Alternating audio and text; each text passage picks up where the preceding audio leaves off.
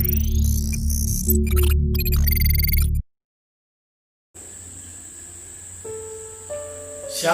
selamat hari Minggu jemaat yang dikasih Tuhan.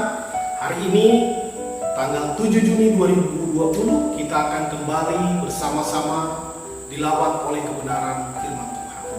Sebelum mendengar firman Tuhan, mari kita bersatu di dalam doa. Bapa di surga, kami mengucap syukur kalau kami boleh kembali merenungkan kebenaran firman. Kiranya firman-Mu boleh menjadi pedoman di dalam kehidupan kami, dan pakai hamba-Mu menyampaikan isi hati Allah bagi kami semua pada hari Minggu ini. Terpujilah Tuhan, di dalam nama Tuhan Yesus Kristus kami siap mendengarkan kebenaran firman. Amin. Jemaat yang dikasih Tuhan, saya akan membaca bagian firman Tuhan yang pada hari Minggu ini terambil dari Filipi pasal 2 ayat ke-8. Filipi pasal 2 ayat ke-8. Saya akan membaca bagi kita semua.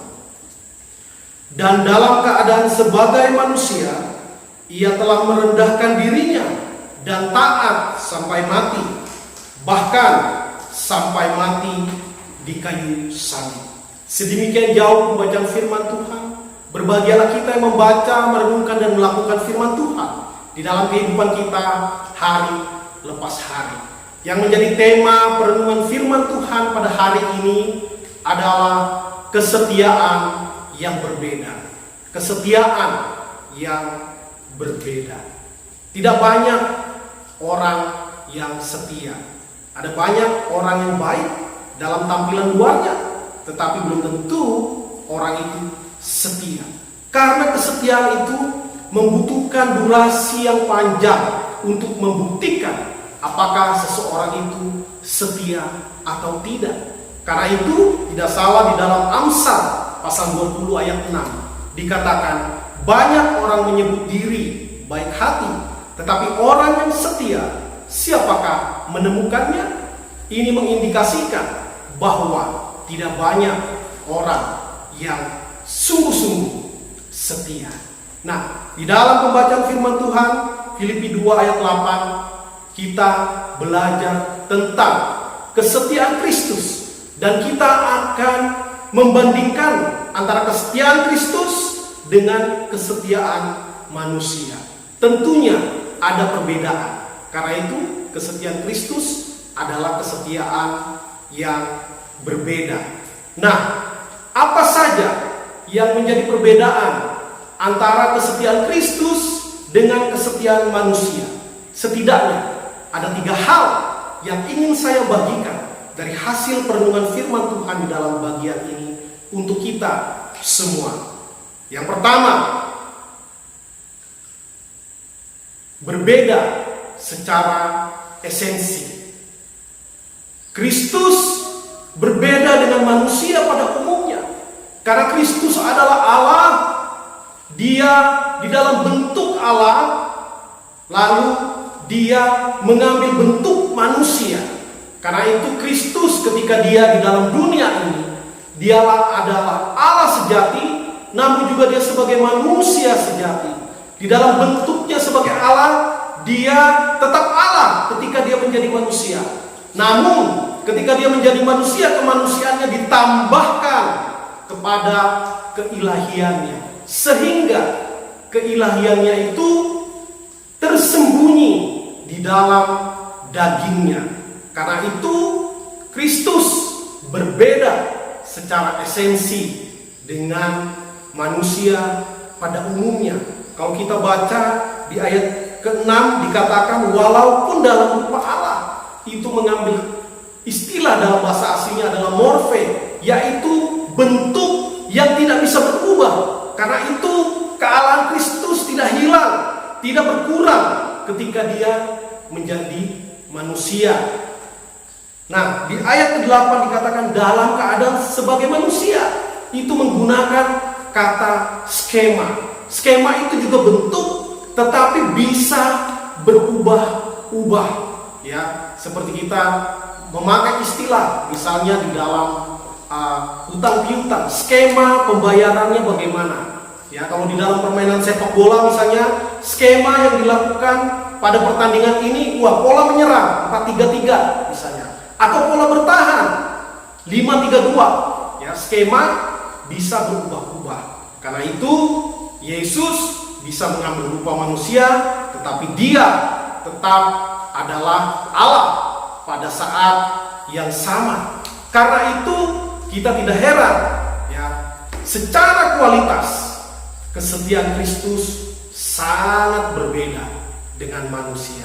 Dan ini membawa kita pada perbedaan yang kedua. Kalau yang pertama tadi berbeda esensi, maka yang kedua adalah berbeda motivasi. Kesetiaan Yesus bermotifkan kasih yang rela berkorban. Kalau kita baca dari ayat 8 Filipi pasal 2 dikatakan, Ia telah merendahkan dirinya dan taat sampai mati, bahkan sampai mati di kayu salib. Mengapa Yesus memilih untuk mati di kayu salib? Karena Dia punya motivasi di dalam dirinya. Dia melaksanakan kehendak Bapanya. Dia memiliki kasih yang rela berkorban.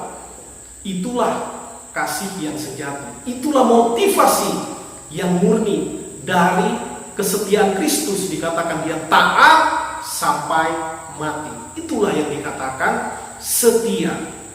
Ketika orang taat sampai mati. Maka moto dari kesetiaan Kristus adalah giving, memberi, ya, memberi bukan mengambil.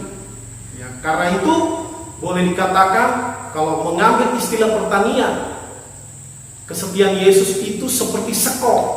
Ya, sekop ketika tukang bangunan bekerja, maka sekop digunakan, dia akan mengambil pasir atau kerikil, lalu dia lempar ke luar dirinya, menjauh dari dirinya. Maka kasih Yesus seperti sekop yang memberikan keluar, menyediakan keselamatan bagi umat manusia. Sedangkan kesetiaan manusia pada umumnya bermotifkan pementingan diri sendiri.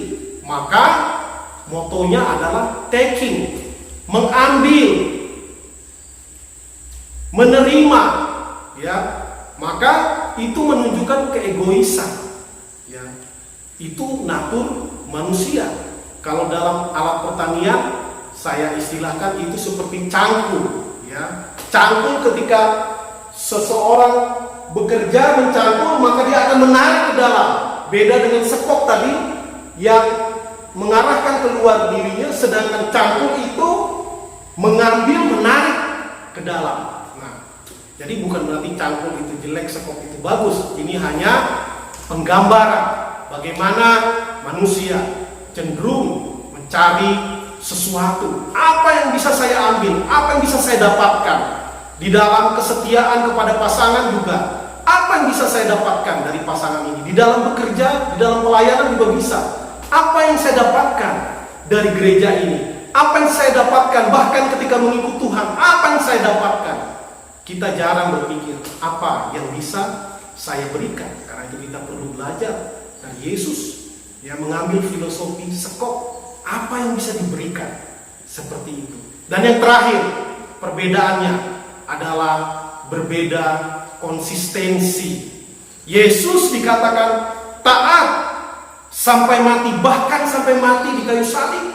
Banyak orang yang setia mengikuti tergantung kepada situasi dan kondisi.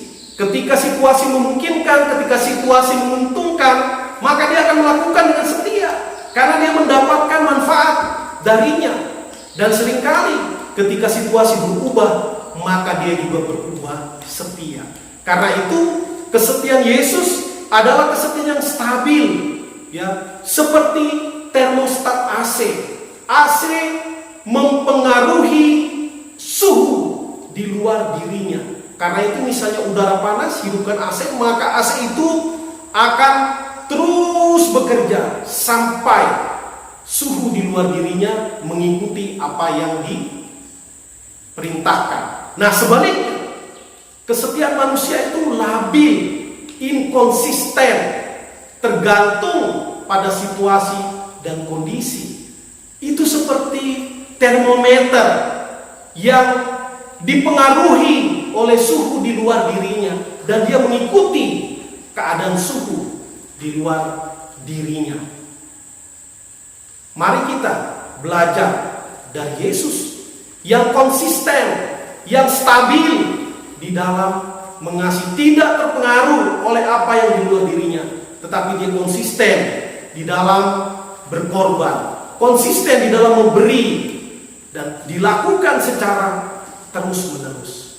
Karena itu, sebagai umat tebusan Tuhan, kita dimungkinkan, dimampukan untuk meneladani kesetiaan Kristus. Tentu tidak apple to apple, tentu kita tidak bisa mencapai kesetiaan yang Yesus lakukan karena kita berbeda secara esensi, tetapi kita bisa mengambil teladannya di dalam hubungan pernikahan kita, di dalam hubungan pekerjaan, di dalam hubungan dengan masyarakat sekitar, apapun hubungan kita. Mari kita belajar untuk memiliki motivasi yang murni, yang benar.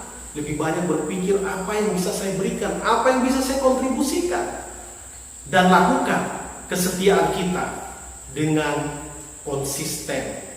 Maka niscaya orang yang setia sudah diberikan janji oleh Tuhan. Sebagaimana dicatat dalam Wahyu pasal 2 ayat ke-10, dikatakan, hendaklah engkau setia sampai mati, dan kau akan kukaruniakan mahkota kehidupan. Selamat menjalani kesetiaan sebagaimana yang telah diteladankan oleh Kristus Tuhan. Amin. Mari kita berdoa. Kami bersyukur kepadamu Tuhan yang telah mengajarkan kepada kami untuk memiliki kesetiaan yang berbeda dari kesetiaan yang pada umumnya kami saksikan terjadi di dunia ini. Biarlah kami menjadi setia seperti Tuhan kami. Terpujilah Tuhan di dalam nama Tuhan Yesus Kristus, Allah kami yang setia. Kami berdoa. Amin. Shalom.